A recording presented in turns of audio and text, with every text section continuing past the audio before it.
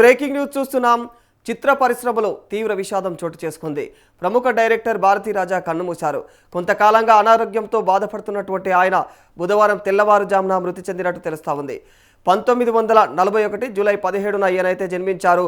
16 ఇక యవత్తినిలే సినిమాతో అయితే సినిమాల్లోకి ఎంట్రీ ఇచ్చారు ఈయన.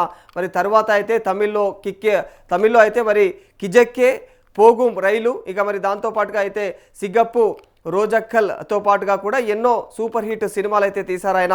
తమిళ దర్శకుడు అయినప్పటికీ కూడా కొత్త జీవితాలు మరి సినిమాలతో అయితే టాలీవుడ్లోకి అడుగుపెట్టి మంచి గుర్తింపు సంపాదించుకున్నారు.